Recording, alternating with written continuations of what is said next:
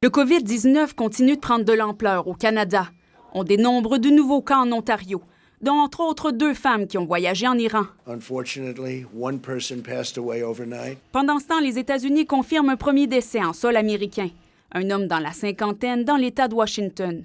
Donald Trump indique qu'au moins 4 Américains sont aussi gravement malades. Mais le président lance tout de même un appel au calme.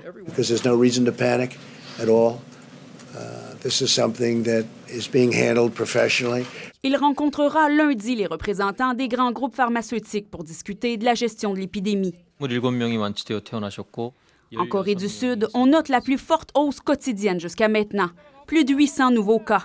Sur ces images, on voit l'armée sud-coréenne qui a été déployée pour désinfecter différentes stations de train. Autre fait qui est loin d'être rassurant, la Corée du Sud compte un premier cas de recontamination. Une septuagénaire guérie du virus a à nouveau obtenu un résultat positif.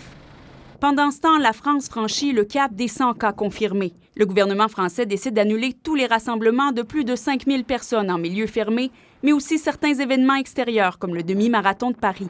Le virus se diffuse, c'est un fait. Et nous essayons maintenant, nous mettons tout en œuvre pour faire en sorte qu'il se diffuse le moins possible. En Italie, premier foyer du coronavirus en Europe, plus de 1000 personnes sont maintenant contaminées.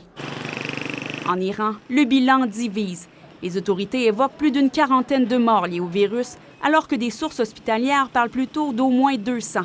C'est le pays où le COVID-19 est le plus mortel, autre que la Chine, où est apparue l'épidémie.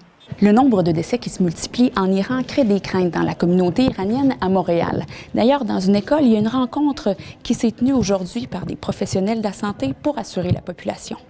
C'est sûr que ça sème inquiétude dans la communauté iranienne. Je ne sais pas si vous avez remarqué, mais vous avez fait le trajet jusqu'à la classe. Il n'y a personne à l'école aujourd'hui.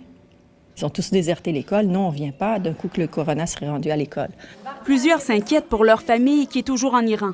J'ai parlé avec eux. Là-bas, ce que j'ai compris, c'est plus calme qu'ici. Nous, on est plus stressant que là-bas.